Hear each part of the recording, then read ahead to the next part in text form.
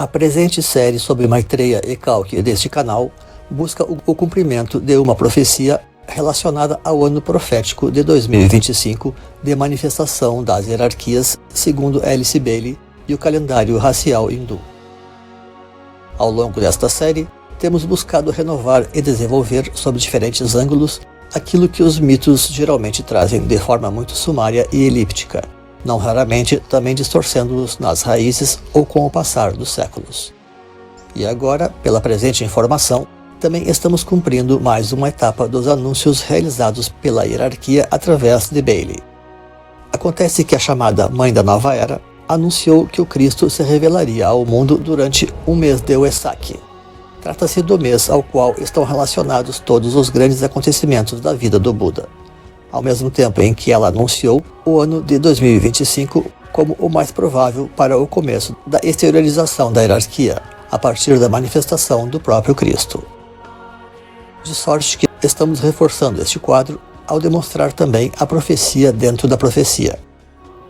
Por esta e por outras razões, assiste-se agora uma forte mobilização no mundo esotérico em torno do Wesak deste ano de 2025, com muitos realizando esforços para dar a sua própria contribuição.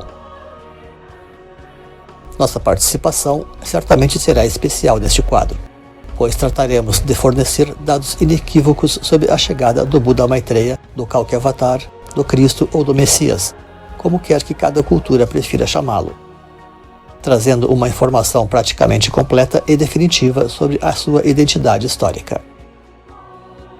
E se porventura ainda tínhamos alguma dúvida quanto a fazer essa grande revelação neste momento, a recente morte do Papa Francisco removeu as nossas últimas hesitações, pois esta missão papal esteve sempre muito ligada a profecias de nova era e ao serviço maior, seja em termos cronológicos como geográficos. Merece ser tido assim como o último Papa antes da volta do Cristo, segundo a profecia de São Malaquias. E também concorre para isto, por fim, o fato do presente ano constar no calendário ambiental como um ano de definitivo agravamento da crise climática planetária no seu conjunto. Lamentavelmente, parece que, uma vez mais, o despertar da humanidade deverá ser mediante a dor.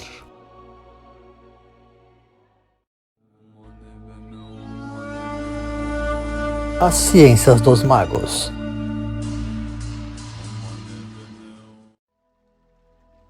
A vinda dos avatares sempre suscita questões e controvérsias, mesmo porque sempre existem muitos falsos profetas.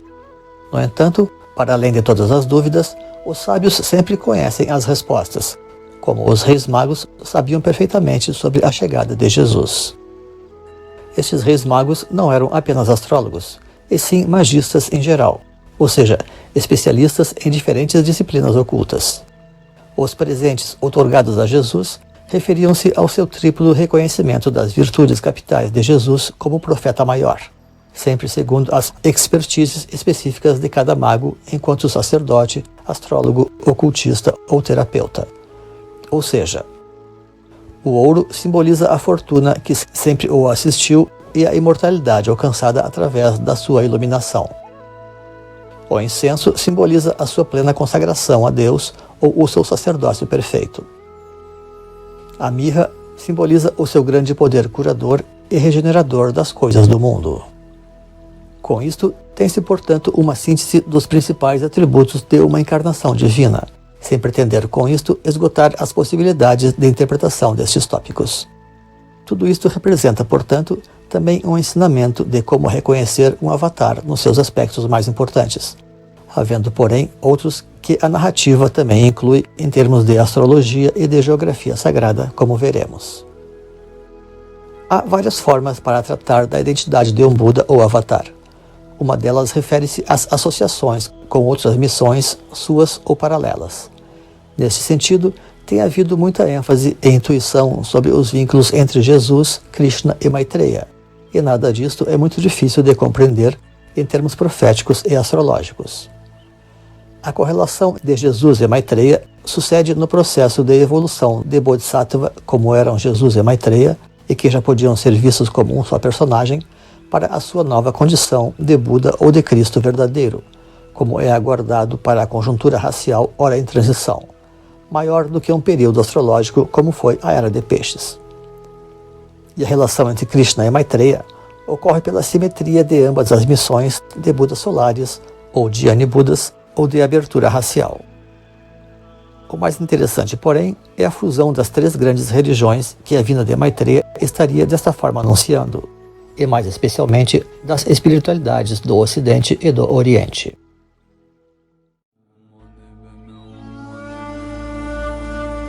Sinais dos céus. Em paralelo a isto, temos os signos da própria missão para a qual um Buda encarna. Nos evangelhos, algumas pessoas pedem a Jesus sinais dos céus como prova de sua missão divina. Ao que Jesus responde que o único sinal que fornecerá será o de Jonas, referente à sua ressurreição. De fato, este é de longe o mais importante e profundo, e também aquele que é menos oferecido pelos falsos profetas. Contudo, muitos outros sinais existem no caso dos avatares. E aqui podemos interpretar sinais dos céus como sinais astrológicos. Os relatos evangélicos dos Reis Magos representam um dos mistérios ecumênicos mais surpreendentes das Escrituras. De qual forma estes Reis Magos descobriram que um Messias havia surgido naqueles dias e naquele local? Esses Reis Magos, que eram na realidade sábios maiores, souberam que um Messias havia surgido através dos sinais celestes. Acontece que estes sábios conheciam as datas sagradas e sabiam que uma nova era não começa sem a manifestação do seu divino mentor. Portanto, era uma simples questão de dedução concluir que havia um avatar porque havia chegado a sua hora de aparecer.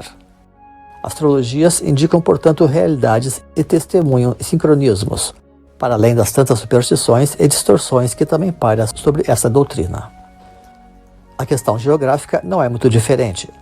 A sabedoria ancestral nunca separou o céu da terra e sabia que tudo o que acontece no céu tem o seu reflexo no mundo sublunar. Da mesma forma como existe um zodíaco no céu, também existe um zodíaco na terra, sendo um o espelho do outro. E assim, possuindo o conhecimento esotérico dos mistérios do tempo e do espaço, os sábios antigos eram capazes de identificar o momento e o local de surgimento de um novo Messias ou Avatar, uma encarnação divina, enfim. Dizem, pois, os sábios sobre a nova vinda de Maitreya, Cristo, Kalki, Quetzalcoatl. 1. Nascerá na 7ª subraça ou América do Sul, segundo Blavatsky. 2. Seu signo será leão, oposto ao da era entrante, seguindo a regra tradicional, conforme Ema de Machiavelli. 3. Terá 52 anos em 2012, abrindo a nova 6ª raça, segundo a tradição mexicana. 4. Virá de Shambhala, ou da região central hemisférica, também como ocorre de praxe, segundo a tradição hindu. É natural de resto que os grandes astrólogos tenham tais informações, porque conhecem os ciclos da humanidade nos céus e na terra. Ademais, à maneira dos Reis Magos, vindo de várias culturas, cada tradição anunciou a chegada do Avatar através dos seus próprios códigos astrológicos. Estes são, pois, outros signos mítico-proféticos natalícios adicionais, reunidos numa certa data única. Jaguar e Quetzalcoatl, signos maias náhuas. Dragão e cavalo, signos chineses. Leão e Vênus, símbolos cristãos. Com efeito, algumas dessas indicações específicas parecem até reunir culturas distantes. E nesta mesma linha, ainda existem sínteses como o avatar especial Vaikunta reunindo javali e leão, assinalando assim certa data de mês grego e ano chinês, sendo Vaikunta também o próprio paraíso de Vishnu. A cultura tibetana poderia muito bem protagonizar tal síntese, ainda que a sua origem seja mesmo hinduísta. Tudo isto reúne, pois, informações sobre o horóscopo transcultural de Maitreya, trazendo símbolos sempre muito conhecidos dos mitos e das profecias. Considerando que este conjunto de informações astrológicas fazem referência detalhadas de dia, mês e ano, resulta muito difícil haver duas possibilidades semelhantes a qualquer tempo. Vocação e missão. Tais referências astrológicas são sempre muito importantes, mas não são tudo. As datas e locais são eloquentes, mas não falam apenas por si. Elas somente sinalizam as bases para a manifestação daquilo que está predestinado. Há sinais que são ainda mais determinantes. Maitreya foi preparado para a sua missão desde o nascimento, a fim de realizar tudo aquilo que estaria destinado a fazer.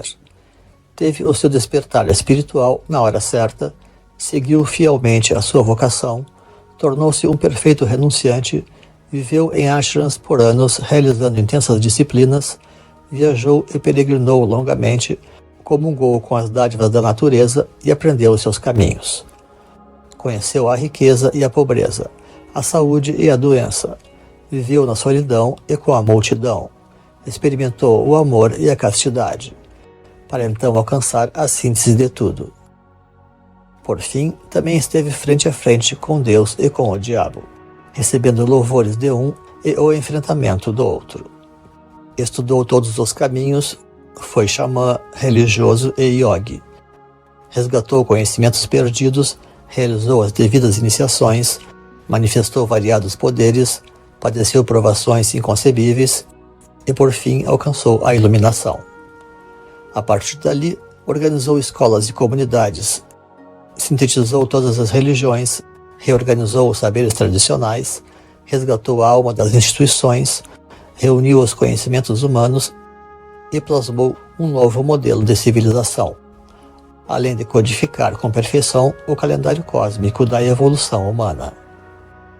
Tudo isto foi realizado ao longo de muitos anos de intenso labor e dedicação, com determinação e sem esmorecimento, movido pelo Espírito de Deus e pelo desejo único de servir à evolução da humanidade. Não obstante, tudo aquilo que aqui se coloca ainda são meras palavras, por eloquentes e definitivas que sejam. Espera-se que sirvam para que as pessoas busquem então conhecer mais e melhor aquilo que ora se apresenta e os conteúdos trazidos por Maitreya para a iluminação dos caminhos da humanidade. Pois, acima de tudo, Maitreya não vem pedir qualquer culto pessoal, adoração e menos ainda receber benefícios. Tudo isto é perfeitamente dispensável. Maitreya vem oferecer para a humanidade a sua salvação e renovação segura, a qual os seres humanos não têm como dispensar se não querem viver o inferno neste e nos outros mundos. Maitreya vem para comandar com sabedoria e autoridade a emergência de um novo mundo, nem que seja a partir dos escombros do anterior.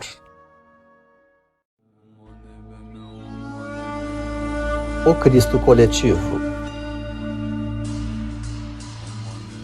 Existem várias premissas que determinam a natureza de uma avatarização, como uma trajetória iniciática vertiginosa, correlações com raças em ascensão e com astrologia profética, entre muitos outros temas tradicionais que constam nas biografias avatáricas, desde o seu nascimento até a consumação de sua existência e além. Como vimos, o grande sinal é aquele de Jonas, relativo à morte virtual e ressurreição do Avatar. Ainda assim, os signos pessoais de Maitreya também são aqui apresentados. Somente um único indivíduo poderia cumprir a este completo quadro de pressuposições, e haveria ainda muitas outras para complementar, presentes nas profecias antigas e novas. Portanto, Maitreya já veio, cumpriu todas as suas iniciações, carregou a pesada cruz da humanidade, mudou o curso dos acontecimentos e trouxe doutrinas incomparáveis para iluminar os novos tempos, como há muito fora anunciado. As pessoas não viram, nem perceberam, ou suspeitaram. Talvez tenha faltado novamente certa compreensão das coisas. Vejamos, porém, o que segue. O verdadeiro Cristo revela-se unicamente no coletivo e em ação conjunta, como ocorreu com os apóstolos. Toda a verdadeira descida do Espírito sucede como um ato coletivo, na forma do Espírito Santo, tendo como elo central um mensageiro perfeito. Daí Jesus dizer, onde 2 ou mais se reunirem em meu nome, ali estarei.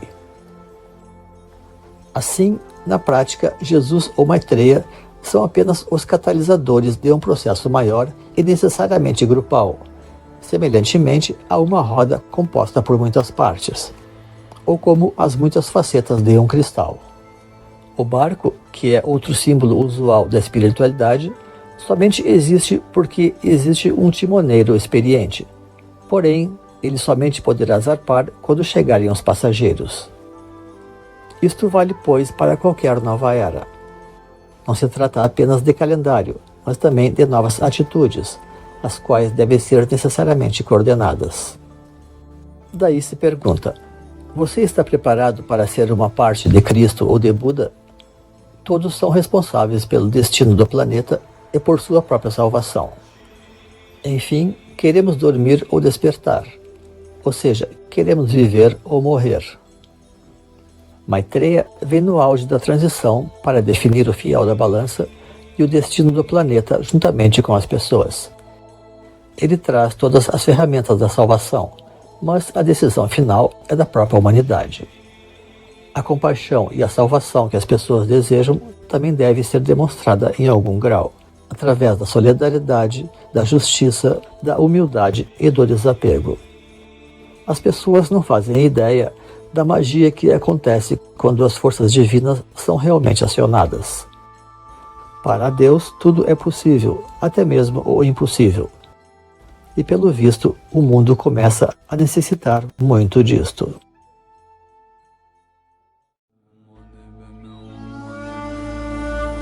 O Grande Despertar.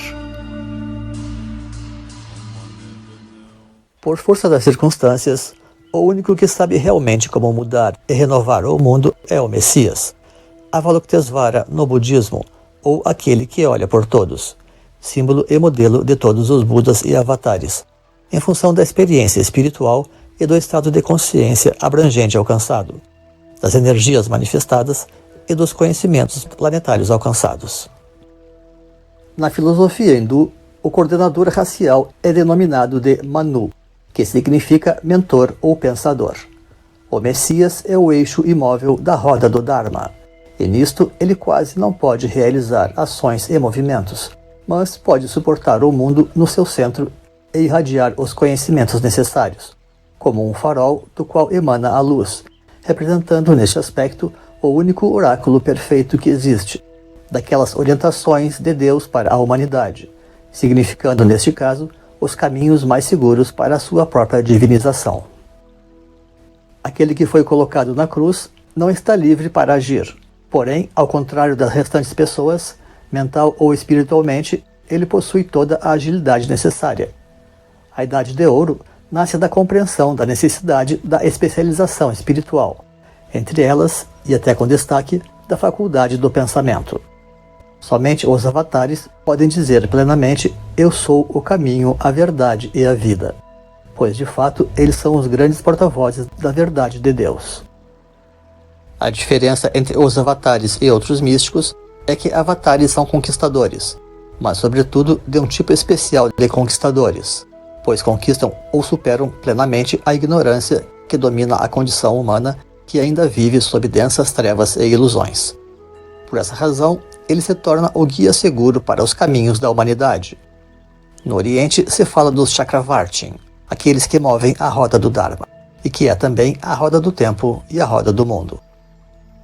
Pode ser conveniente, porém, observar algumas questões sobre as condições evolutivas do planeta.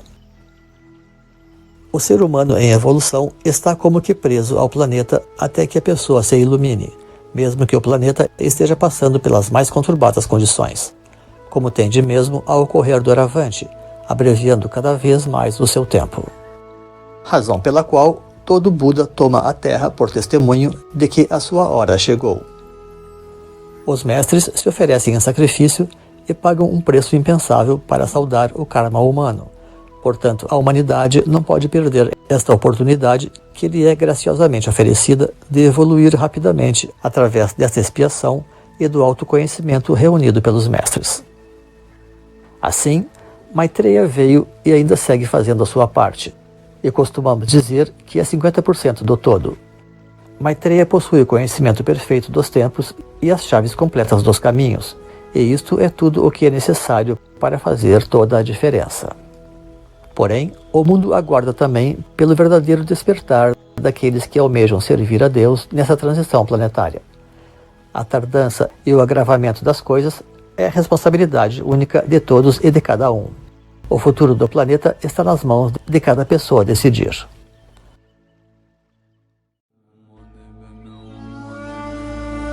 O novo Wesak. O Wesak é uma ocasião para ritos especiais desde as fundações da Atlântida. E neste sentido, o Buda apenas perpetua uma longa tradição. E na realidade, esta data está reunindo atualmente, na prática ou simbolicamente, 3 conclaves: o do Vaticano, o da Hierarquia e o Wesak. Cada um desses concílios servirá de ponto focal para a manifestação de uma energia maior, e todos reunidos poderão permitir a manifestação de um poder supremo. Este Wesak ocorre no dia 12 de maio, e o arcano 12, do enforcado, possui uma alta conotação iniciática. Fundamental na astrologia, o 12 é também um número cabalístico piramidal. Em outras escalas, também se vincula ao icosaedro, muito usado em algumas versões da Merkabah, embora também seja útil para a transfiguração, tal como ao dodecaedro, que Platão associava à energia da quintessência elemental. Todas essas formas podem ser usadas, pois, com especial proveito nos ritos deste Wesak, como geometria de ativação. Cada um pode intuir a forma que mais lhe convém, ou mesmo empregar todas elas. Como o Wesak possui uma natureza calendárica, as suas energias valem até o próximo festival, de modo que permanecerão vibrando potencial ou ativamente. As manifestações do Buda em cada Wesak não são apenas uma bênção para a humanidade, mas também esforços em suas iniciações cósmicas dentro dos sendeiros superiores por ele assumido. Doravante, Maitreya também se assoma de uma forma especial a estes esforços, para oportunamente substituir Gautama, liberando assim o antigo Buda para missões ainda mais elevadas. A nova posição de Maitreya como interlocutor espiritual direto do Buda trará as energias divinas para mais próxima da humanidade. Portanto, receba também neste Wesak o espírito de Maitreya, o espírito da suprema sabedoria e da grande paz. Permaneça doravante com este espírito de luz plena, mensageiro da verdadeira esperança para a humanidade e arauto dos novos tempos para o planeta. A revelação tão aguardada está feita. Agora toca a cada qual tirar as suas próprias conclusões. Cada um também é responsável pelo destino do mundo com suas ações e omissões. Uma corrente é tão forte quanto o seu elo mais fraco. Os caminhos foram abertos, os sendeiros estão iluminados. E isto não é pouco, mas é tudo que os mestres podem sozinhos realizar. Os peregrinos da vida maior são aguardados, pois, como sempre, grande é a seara e poucos são os trabalhadores.